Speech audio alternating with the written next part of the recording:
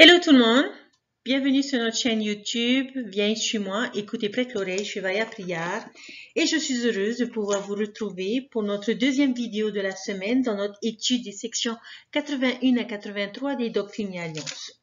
Nous avons vu dans notre première vidéo la merveilleuse bénédiction que nous avons et l'opportunité de pouvoir reconnaître la bénédiction que nous avons d'avoir des conseillers dans la première présidence qui assistent notre prophète, qui l'aident et qui détiennent les clés pour diriger les affaires du Seigneur sur terre.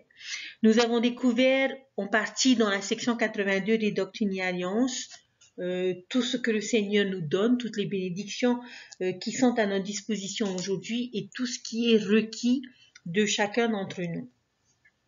Nous avons fini notre étude de la section 82 des Doctrines et Alliances avec le verset 10, qui est un verset que l'on connaît, qui je dirais qui est populaire, qui est bien connu. C'est le verset qui dit que le Seigneur est lié lorsque nous faisons ce qu'il nous commande et ce qu'il nous demande.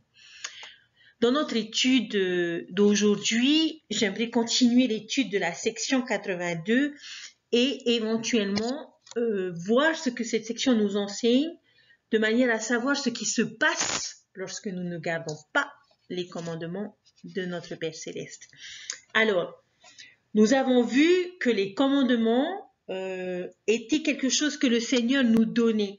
Nous voyons souvent les commandements comme une contrainte, comme des règles que l'on est obligé de suivre et que l'on n'a pas toujours envie de suivre, alors que nous devrions considérer les commandements de notre Père Céleste comme des bénédictions. Ok? Et comme je l'avais dit dans la précédente vidéo, ils doivent être considérés comme une recette pour d'un bonheur véritable et que nous devons toujours éprouver de la reconnaissance pour ces commandements. Mais que se passe-t-il si nous ne les gardons pas? Alors nous allons aller voir une petite analogie. Alors comme vous voyez à l'écran, j'ai deux photos d'un sport traditionnel en Polynésie qui est le lancer de javelot. Et l'objectif de ce sport est que ces jeunes Polynésiens, ces Polynésiens, ces participants ont la responsabilité, l'obligation d'atteindre une cible qui est une noix de coco perchée au bout d'une perche à je ne sais plus quelle hauteur, mais à une très haute hauteur.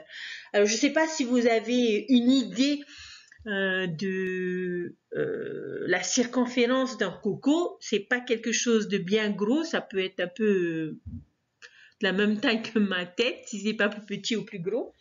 Mais atteindre cette petite cible loin de soi et qui plus est en hauteur n'est pas un exercice facile et c'est bien souvent ceux qui sont les plus habiles, ceux qui se sont entraînés qui arrivent à le faire et qui ont su affûter leur javelot convenablement. Pourquoi est-ce que je vous parle de cette analogie, chers frères et sœurs? Parce que lorsque le Seigneur nous donne des commandements, il détermine une cible que nous devons atteindre. Et ces sportifs polynésiens, lorsqu'ils ratent leur cible, ils ont plusieurs javelots à côté d'eux et ils s'efforcent, et ils continuent, et ils travaillent, ils affûtent leur vision et la direction de leur javelot de manière à pouvoir atteindre cette noix de coco. Et il recommencera toujours, il s'entraînera et s'appliquera de manière à pouvoir atteindre l'objectif. Certains qui ne sont pas aussi, comment dirais-je, je trouve pas le mot. Il y a des personnes qui abandonnent facilement devant la difficulté de la tâche. Il y en a d'autres qui vont tirer et ils vont essayer de tirer sans être attentifs, sans être consciencieux dans dans leurs efforts, dans leur application à pouvoir atteindre la cible. Et avec ce genre de personnes, il y a l'éventualité de blesser d'autres personnes parce qu'on se met à tirer n'importe comment et dans tous les sens. Pourquoi est-ce que je vous parle de cette analogie? Parce que c'est ce qui est question dans notre responsabilité à garder les commandements de notre Père Céleste. Et lorsque l'on regarde dans certains versets de la section 82 des Doctrines et Alliances, notamment dans les versets 2, 3 et 7, nous voyons que lorsque nous ne gardons pas les commandements, nous péchons. Et cela signifie que nous avons raté la cible. Mais j'aimerais attirer votre attention sur le verset 7 de la section 82 qui nous dit « Et maintenant, en vérité, je vous le dis, moi le Seigneur, je vous imputerai aucun péché. Allez et ne péchez plus, mais les péchés précédents retourneront à l'âme qui pêche, dit le Seigneur votre Dieu. » Lorsque je suis tombée sur ce verset, chers frères et sœurs, dans la section 82 des Doctrines et Alliances, je me suis arrêtée et je me suis posé des questions. Parce que j'ai voulu comprendre ce que le Seigneur voulait nous dire dans ce verset 7. Chers frères et sœurs, j'aimerais que les choses soient claires. Ce verset 7 ne signifie pas que, après s'être repentis, si nous péchons à nouveau, toutes nos fautes passées seront à nouveau prises en considération. Ce n'est pas le cas, chers frères et sœurs. N'oubliez pas l'Écriture qui dit que le Seigneur, lorsqu'il pardonne, il oublie. Donc, tout est effacé. Donc, par rapport à cette connaissance que j'avais et par rapport à ce verset que j'ai découvert dans la section 82, j'ai cherché à approfondir les choses. Et ce que j'ai pu comprendre, chers frères et sœurs, c'est que ce qui importe le plus au Seigneur, c'est l'état de notre cœur et la qualité de notre relation avec notre Père Céleste et avec son Évangile. Il s'agit plus d'une attitude. Si mon attitude et ma dévotion vont à Dieu et que j'ai un cœur pénitent, que je m'efforce de vivre ma vie selon le repentir, c'est ce qui lui importe le plus, chers frères et sœurs. Mais si mon attitude n'est pas bonne et que je me détourne de ses voies et de ses commandements, que je ne suis pas ses directives, ses conseils, ses enseignements à travers ses dirigeants, à travers les prophètes, alors tout ce que j'ai pu faire de bien ne m'aideront pas dans ma vie. Lorsque nous avons cette attitude, nous éprouvons un sentiment de culpabilité et le souvenir de toutes nos erreurs refont surface. Et c'est ce qui nous maintient sur le chemin, loin de notre Père Céleste. Nous avons en quelque sorte lâché la barre de fer dont il est question dans la vision de Léhi. Et nous nous avançons tout doucement et lentement vers le grand et spacieux édifice. Et si nous sommes dans cet état d'esprit, dans notre orgueil à rester loin de Dieu, alors cela ne nous aidera pas. Il s'agit, et cela,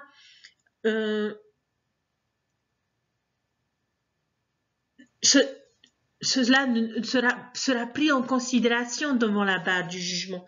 Il s'agit plus d'une habitude dont nous n'arrivons pas à nous défaire, à nous débarrasser. Mais si nous nous efforçons à nous repentir et à nous en tenir éloignés, alors c'est cet état d'esprit qui importe au Seigneur. Lorsque le Seigneur parle des péchés précédents retourneront à l'âme qui pêche, c'est pas lui qui va ramener ces péchés. Mais c'est nous, c'est le souvenir que nous allons avoir de tous ces péchés, de toutes ces erreurs que nous avons pu commettre, si nous nous obstinons à rester sur le chemin qui nous tient éloignés de notre Père Céleste. Voilà dont il est question, chers frères et sœurs. C'est pas le Seigneur qui va rajouter un fardeau sur nos épaules, mais nous-mêmes. Parce que dans notre orgueil, nous choisirons de ne pas suivre les commandements de Dieu que nous connaissons.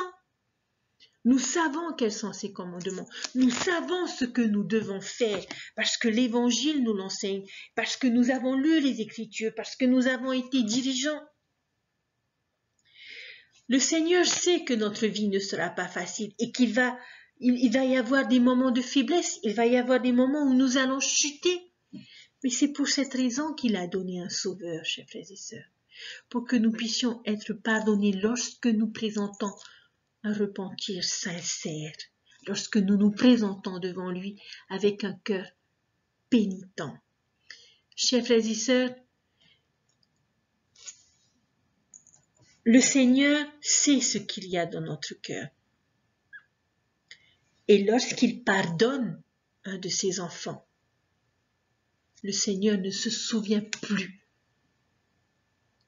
des choses passées. Mais lorsque nous chutons et que nous restons dans cet état de chute, oui, le Seigneur va en souffrir, mais c'est à nous-mêmes que nous nous ferons le plus de mal. Parce que toutes ces choses referont surface et nous donneront le sentiment que quoi que nous fassions, nous n'arriverons pas à changer, nous n'arriverons pas à surmonter. Et puis de toute façon, autant mieux rester tel que je suis. Toutes ces pensées, chers frères et sœurs, c'est l'œuvre de Satan. C'est l'œuvre de l'adversaire qui veut nous rendre malheureux comme il est malheureux. Alors ce verset 7 ne veut pas dire que nous récupérons tous les péchés pour lesquels nous nous sommes repentis. Mais c'est le souvenir de chacun d'eux qui amoindrira la valeur que nous voudrons nous donner à nous-mêmes. Et l'adversaire utilisera ces choses pour nous dire que nous ne valons rien, que nous n'y arriverons pas et que quels que soient nos efforts, rien ne changera. Chers frères et sœurs, faisons taire ces voix. Notre Père Céleste, ce qui lui importe le plus est notre attitude. Lui montrer que nous sommes disposés à changer, que malgré nos faiblesses, nous voulons nous relever et réessayer à nouveau. Songeons-y, chers frères et sœurs, et faisons ce qu'il faut. J'aimerais que l'on revienne également dans cette section 82 sur le célèbre verset 10. Moi, le Seigneur, je suis lié lorsque vous faites ce que je dis, mais lorsque vous ne faites pas ce que je dis, vous n'avez pas de promesse. Que se passe-t-il alors si nous suivons les commandements de Dieu? Le Seigneur est lié de garder ses promesses, lié de nous bénir, pas par obligation. Il va pas se dire, bon ben j'ai pas d'autre choix que de le bénir parce que il a fait ce que je lui ai demandé. Non, ce n'est pas une obligation pour notre Père Céleste de faire quelque chose qu'il n'aurait pas envie, bien au contraire. Souvenons-nous d'un Dieu disposé à tellement nous donner. Et nous avons vu et nous nous sommes rappelés de toutes les bénédictions que nous pouvons recevoir dans notre vie en étudiant la section 82 des Doctrines et Alliances. Être lié, chers frères et sœurs, est un mot d'alliance, est un mot de promesse. Ce que le Seigneur veut dire est que lorsque nous faisons ce qu'il nous commande, lorsque nous faisons ce qu'il attend de nous, il tiendra toujours ses promesses. Cependant, nous ne devons pas considérer comme une obligation pour le Seigneur de nous donner ce que nous désirons et exiger de lui certaines bénédictions. Ce serait trop facile de dire, Père Céleste, regarde, hein, j'ai payé ma dîme, alors s'il te plaît, tu m'aides à acheter ma voiture. Chers frères et sœurs, bien sûr que j'exagère dans ma façon de penser, dans ma façon de dire les choses, mais c'est pour vous faire comprendre que le fait que nous soyons obéissants ne nous permet pas d'exiger du Seigneur des bénédictions dans notre vie. Mais parce que nous sommes obéissants, nous devons accepter que le Seigneur nous bénisse selon sa volonté et en son temps. Nous devons avoir foi et avoir confiance en lui. Il tiendra toujours ses promesses et ses promesses sont sûres. Bien souvent, avec le temps, nous nous rendons compte que le Seigneur nous donne en son temps et les choses qu'il nous accorde, les bénédictions qu'il nous donne sont bien meilleures que ce que nous avons prévu pour nous-mêmes, prévu pour notre famille, prévu pour nous dans notre vie. Alors, chers frères et sœurs, la section 82 des Doctrines et Alliances nous témoigne à nouveau de l'amour du Sauveur, de l'amour de notre Père Céleste pour chacun de ses enfants. Et nous devons être disposés à faire ce qu'il faut pour mériter les bénédictions que le Seigneur a en réserve pour nous. Lorsque j'enseignais mes enfants, lorsque j'enseignais à la primaire, j'essayais toujours de faire comprendre aux enfants que les bénédictions que le Seigneur a pour chacun de nous se trouvent dans une grande boîte, dans un grand paquet de cadeaux au-dessus de notre tête. Et en fonction de la force de notre engagement, en fonction de nos efforts à suivre et à garder ses commandements, c'est cette même force qui permet de tirer sur la corde qui nous permettra d'avoir les bénédictions pour que ces bénédictions soient déversées sur notre tête. Bien souvent, ces bénédictions peuvent être différentes que ce que nous pouvons désirer pour nous-mêmes. Et elles n'arrivent pas toujours de la façon dont on voudrait qu'elles arrivent ou au moment où elles voudraient qu'elles arrivent. Mais je peux vous assurer, je peux vous témoigner, chers frères et sœurs, que les promesses du Seigneur sont sûres et que ses bénédictions pour chacun d'entre nous sont grandes. Ayons foi, faisons-lui confiance, laissons-le nous guider, laissons-le lui donner ce dont nous avons besoin, que nous pouvons peut-être pas comprendre aujourd'hui pourquoi nous avons ces bénédictions, mais avec le temps et avec l'expérience, nous nous rendrons compte qu'il a été beaucoup plus sage que nous, qu'il a été beaucoup plus prévoyant que nous et qu'il avait une meilleure vision que nous. Et c'est ça qui est le plus important et c'est ce que je voudrais que nous retenions de cette section 82 des Doctrines et Alliances. Le Seigneur nous aime, il nous a donné un sauveur pour pouvoir nous repentir, pour pouvoir nous aider dans nos faiblesses, parce qu'il sait que le chemin n'est pas facile, parce qu'il sait que nous sommes humains et que nous avons des faiblesses et que nous aurons toujours besoin du Sauveur pour nous relever, à condition que nous acceptions cette main tendue du Sauveur à travers son évangile et à travers ses dirigeants et à travers sa volonté. Et lorsque nous nous efforçons de garder les commandements de Dieu, il nous bénira. Peut-être pas toujours comme on le voudra, mais mieux que ce que nous aurons prévu pour nous-mêmes.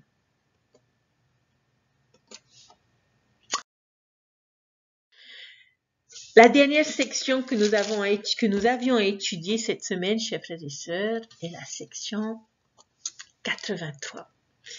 J'aime beaucoup cette section, c'est une section qui est un peu courte et si vous me le permettez à nouveau, j'aimerais faire une petite analogie.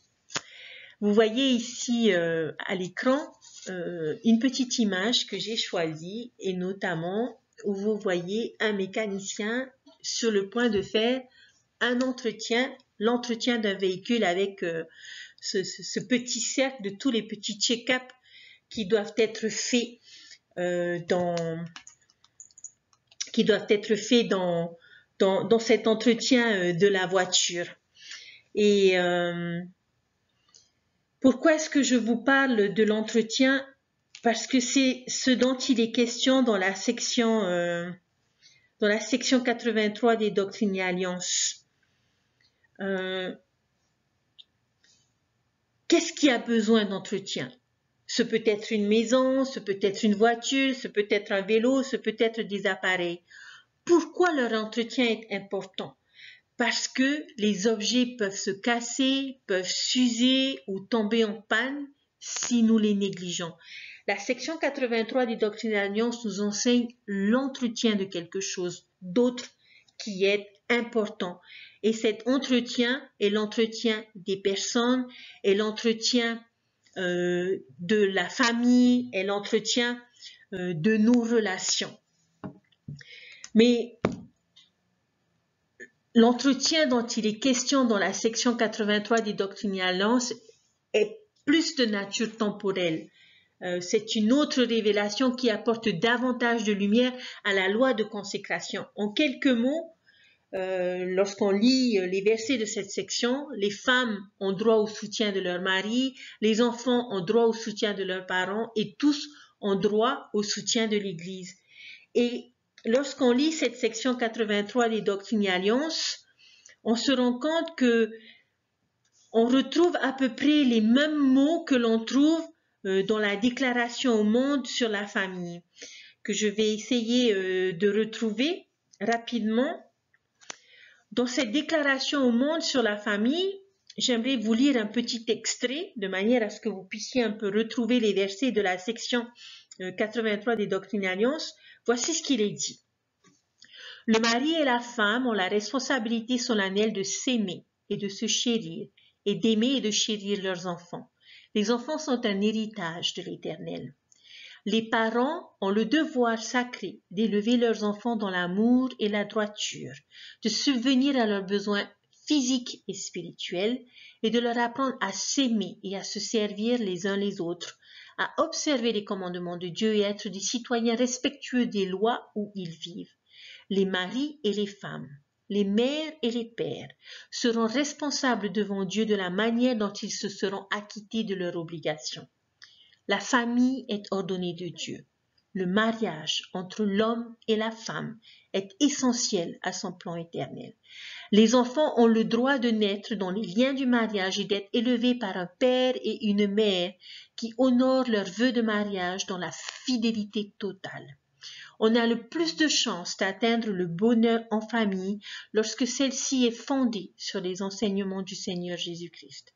La réussite conjugale et familiale repose dès le départ et constamment sur la foi, la prière, le repentir, le pardon, le respect, l'amour, la compassion, le travail et les divertissements sains. Par décret divin, le Père doit présider sa famille dans l'amour et la droiture et a la responsabilité de pourvoir aux besoins vitaux et à la protection de sa famille. La mère a pour responsabilité d'élever ses enfants et dans ses responsabilités sacrées, le père et la mère ont l'obligation de s'aider en qualité de partenaires égaux. Un handicap, la mort ou d'autres circonstances peuvent nécessiter une adaptation particulière. La famille élargie doit apporter son soutien quand cela est nécessaire. Je vais m'arrêter là dans ma lecture de la déclaration au monde sur la famille. Alors, chers frères et sœurs, dans cette section 83, et suite à la lecture de la déclaration au monde sur la famille, nous allons parler de l'entretien de nos familles. Alors, lorsqu'il s'agit d'entretien de la famille, que mettrions-nous sur notre liste de vérification pour l'entretien de notre mariage ou pour l'entretien de notre famille en tant que parents? J'aimerais aujourd'hui, chers frères et sœurs, avec chacun d'entre vous, établir cette petite liste, ce petit check-up, cette liste de vérification pour savoir où en est notre famille. Alors, la première chose dans notre check-up, c'est exprimer son amour et sa gratitude. Le faisons-nous vis-à-vis de notre époux ou de notre épouse? Le faisons-nous vis-à-vis de nos enfants? Est-ce que chaque fois que quelqu'un part de la maison, nous lui faisons part de l'amour que nous avons pour lui? Arrivons-nous à dire à notre mari ou à notre femme, je t'aime? Le disons-nous à nos enfants chaque fois qu'ils sortent de la maison, chaque fois qu'ils reviennent, chaque jour de leur vie? C'est important, chers frères et sœurs. La deuxième chose, les sorties en couple. J'espère, chers frères et sœurs, que c'est le cas. Et si ce n'est pas le cas, chers sœurs, je vous invite à rappeler ce petit check-up essentiel dans le mariage. Bien souvent, dans un couple, on a souvent tendance à s'oublier parce qu'il y a les enfants, parce qu'il y a les appels. C'est important, chers frères et sœurs, de pouvoir se retrouver en tant que couple pour faire en sorte que la flamme ne s'éteigne jamais. Et chers maris, s'il vous plaît, quelles que soient vos responsabilités dans l'église, quels que soient vos appels, trouvez du temps pour votre femme, qui bien souvent doit gérer seule la maison lorsque vous avez des responsabilités ou lorsque vous êtes appelé à servir le Seigneur. Donc, pensez à ces petites sorties de couple qui n'ont pas besoin d'être onéreuses. Ce peut être un peu de sport ensemble, ce peut être un petit dîner, ce peut être juste une promenade, mais un moment où vous serez ensemble, tout seul, sans plus aucune préoccupation, à pouvoir vous retrouver, à pouvoir vivifier la flamme qui vous a permis d'être unis un jour. Des conseils de famille réguliers. Voici un autre check-up important, chers frères et sœurs, qui doit faire partie de notre vie, qui doit faire partie de l'entretien de notre famille. Faisons-nous des conseils réguliers, réunissons-nous régulièrement nos enfants pour leur mettre au courant des décisions, pour les mettre au courant des difficultés, pour discuter avec eux de ce qui a pu être observé et qui a besoin de soutien ou de changement. Faisons-le. L'étude des Écritures, chers frères et sœurs. Ça, c'est un check-up, c'est une vérification qui ne peut pas être négligée. Nous devons prendre le temps de lire les Écritures. J'ai eu le privilège de rencontrer l'un d'entre vous dans ma paroisse où ce frère est venu m'aborder et m'a dit bonjour. Il m'a dit, sœur, tu ne me connais pas, mais moi je te connais. Et où il m'a fait part du fait qu'il suivait les vidéos, la chaîne YouTube, les vidéos de Viens et suis-moi.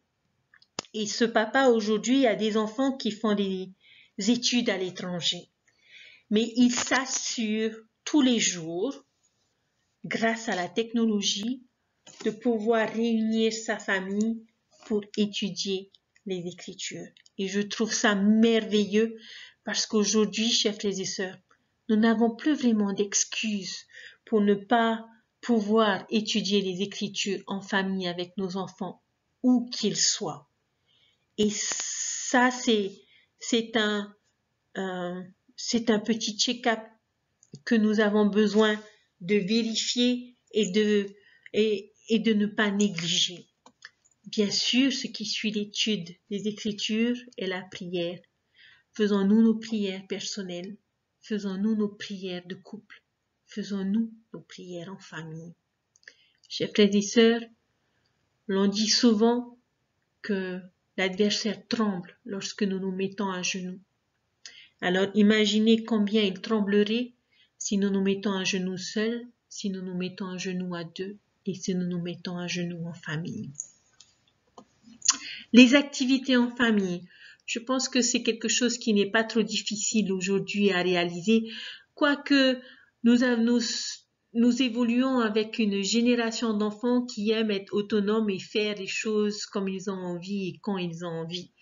Mais il est important que nous prévoyions, chers frères et sœurs, dans l'entretien de nos familles, des activités en famille, de manière à pouvoir nous assurer de l'unité constante de la famille, du respect de chacun et que chacun puisse réaliser l'importance qu'il a au sein du foyer et que chacun puisse savoir qu'il peut compter sur les autres. L'assistance à la chapelle, bien sûr, chers frères et sœurs, que pouvoir participer à nos réunions du dimanche et renouveler nos alliances en famille, en couple ou seul est essentiel dans l'entretien de nos foyers, dans l'entretien de nos familles. Nous avons besoin en famille de renouveler nos alliances avec le Seigneur, de prendre la Sainte Seine, de nous souvenir, chacun d'entre nous, que nous avons un Sauveur dans notre vie pour nous aider, pour nous guider et qui est mort pour nous, pour que nous puissions être sauvés et avoir la possibilité un jour de retourner vivre en la présence de notre Père Céleste. Offrir des cadeaux et montrer son appréciation. Je crois que c'est le check-up que j'aime le plus, à recevoir des cadeaux et je sais montrer ma reconnaissance et ma gratitude lorsque je reçois ces cadeaux. Et nos enfants apprécient ces petits gestes que nous n'ayons pas besoin d'attendre que ce soit les anniversaires ou que ce soit la fête des mères ou que ce soit Noël pour pouvoir offrir des cadeaux. Je crois que ceux qui sont les plus appréciés, ce sont ceux que l'on attend le moins. Alors, chers frères et sœurs, chers parents, chers enfants, si l'occasion se présente, si nous trouvons quelque chose de joli qui pourrait plaire à notre épouse ou à notre mari ou à nos enfants et que nous avons la possibilité de leur offrir ces choses, faisons-le, chers frères et sœurs. Et lorsque nous recevons un cadeau, sachons montrer notre reconnaissance et notre gratitude pour ces petites attentions que nous avons. Chers frères et sœurs, prendre et passer du temps de qualité ensemble est quelque chose de très important. C'est pas juste passer du temps, on va à la roulotte, on est en famille, on passe du temps ensemble, c'est super. Le mot dont je voudrais attirer votre attention est qualité. Du temps de qualité. C'est pouvoir passer du temps de manière à ce que des souvenirs soient gravés dans les mémoires et que des traditions peut-être puissent être créées au sein de nos familles et se perpétuer de génération en génération. De manière à ce que nos enfants, de manière à ce que notre conjoint puisse apprécier chaque moment passé avec nous. Parce que n'oublions pas, chers frères et sœurs, c'est pour l'éternité que nous nous marions. C'est pour une famille éternelle que nous vivons. Alors nous devons permettre à chacune de ces personnes qui font partie de notre vie d'avoir envie de passer l'éternité à nos côtés.